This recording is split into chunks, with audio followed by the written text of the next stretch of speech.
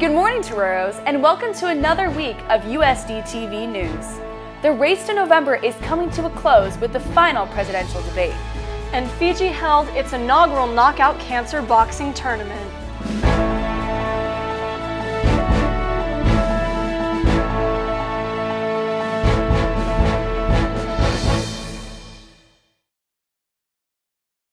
I'm Megan McDonald.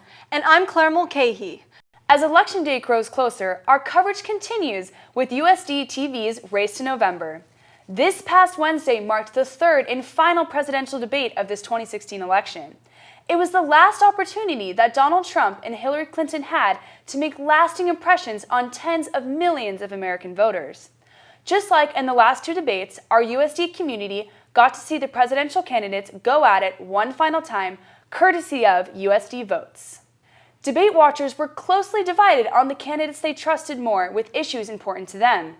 All eyes were on Trump to see if he could gain support after his decline in the past 2 weeks with the audio leak revealing his demeaning words about women. Clinton also had to appeal to the female voter with her husband's allegations of sexual assault still up for question. Respect for women and abortion were major topics they discussed, as well as the economy, immigration, U.S. relations with foreign powers, and their overall fitness to be president. One of the most startling turning points of the night was when Trump refused to abide by the results of the election. Political pundits such as the Associated Press state that this could be detrimental because in doing so, Trump is, and I quote, threatening a fundamental pillar of American democracy. USD Votes held an open discussion with professors after the debate. We asked students what they thought were the key takeaways. Well, I think that this debate built on really nicely the last two debates. It brought out, I think, the best in both candidates. Even in this debate, I saw, well, foreign policy, the economy, all these different topics they're talking about, we really do need to change candidate. We do need to improve our economy. 1% GDP growth is extremely low. There are millions of people unemployed. We do need immigration reform. And, Trump is not an airtight candidate. In a lot of different ways, he has his faults, but, I really cannot in good conscience vote for someone who has committed felonies and should be in prison. He's said rude or mean things or insulted people or what have you. Ultimately, those things are not going to affect his foreign policy or his ability to, help bring healing to our economy or provide new jobs or bring good, solid immigration reform and the policies that actually matter. I believe the most important topic they addressed tonight and that will be the most important going forward really is the economy, because really all the other factors we think about are inextricably linked to the economy. That is the point I think that Mr. Trump really beats Hillary Clinton on. I am still more convinced that I want to vote for Donald Trump. One of the first debates that we've heard both sides a little more evenly. Donald was really composed this time, and Hillary she's always composed when she speaks. Mm-hmm. But I think that they attacked a little more of the current issues. And I think it's honestly going to come down to morals, because there's so many people that hate Donald Trump based off what he stands for and what he said that he's going to do with the wall and with the immigration and everything. So I think a lot of it's going to come down to people and what they innately believe. I don't really stand behind her necessarily, because I don't honestly believe that she is as much of a feminist as she says she is when she's in front of a podium. I don't think there's anything that they could say that would really change my mind. Shortly after, it was determined that Clinton won the debate by a 13-point margin. But according to CNN, 54% of viewers said it would not have an effect on their vote. Well, there is no debate that this has been an intriguing election season. Only November 8th will tell the outcome, but until then, stay tuned for more updates on this 2016 presidential election. On Saturday, October 15th, a pickup truck was driven off the side of the Coronado Bridge. It fell 60 feet and landed on vendors at a festival in Chicano Park.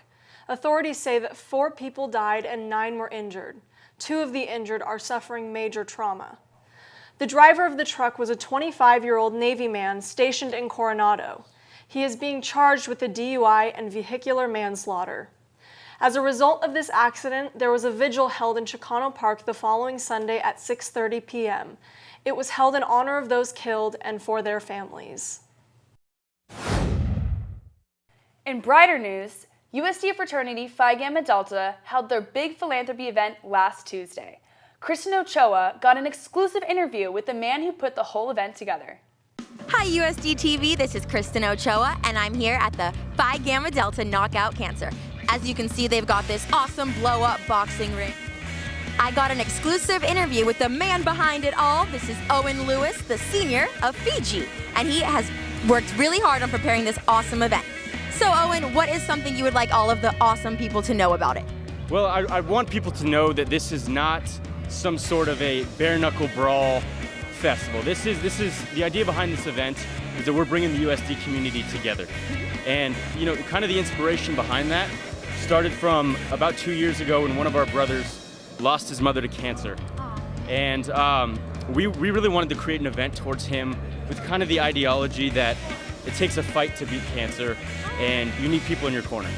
That's awesome how you took a personal experience, even though it was a negative, and then turned it into something positive. You saw an ambulance out there, so we know that just in case anything goes wrong, there is help on the way. What other precautions have you taken? You know, if a pin drops out of place, we are going to be ready tonight. People are going to be wearing 24-ounce extended gloves, full headgear, a chest protector. We are going to have a certified EMT on staff. We have 2 of our largest guys being referees tonight, including the center of the football team, Jake Arlotti, and they will not hesitate tonight to jump in the middle of the ring if anything gets out of control and make sure that people are fighting for the right reasons. Are you going to be fighting tonight, or are you going to be just the man behind it all? Do I look like I'm fighting tonight, Chris? You look very nice, so I'm going to say no to that one. You don't want to mess up your good looks. I don't want to mess up the looks, absolutely. No, I'm going to be running tonight. I'm going to be running the show tonight, but we do have 16 amazing fighters from their respective fraternities and sororities, as well as 1 independent girl. You guys look like you're having an amazing time and did a great job here. Thank you, Kristen. We hope this becomes a yearly event, but tonight is going to be one to remember. Thank you very much. And thank you to every one of you students who came out to support Fiji Knocks Out Cancer. Until next year.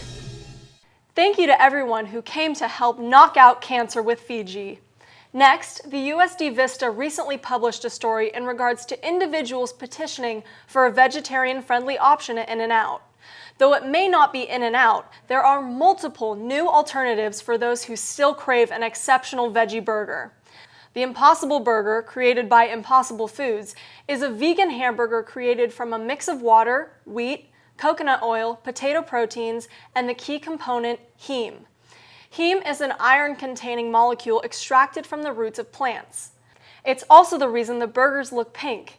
The 2 California locations where you can try the Impossible Burger for yourself are Coxcomb in San Francisco and Crossroads Kitchen in Los Angeles. The burger will cost a range between $14 and $20 depending on the location. The creators of the Impossible Burger predict that it will eventually become cheaper than a traditional burger as the company grows. Thank you for joining us on this edition of USDtv News. Be sure to follow us on Facebook and Instagram using #USDtv News. You can also visit our website at U of SD Media. Be sure to tune in next week for more news updates. Until then, stay classy, San Diego!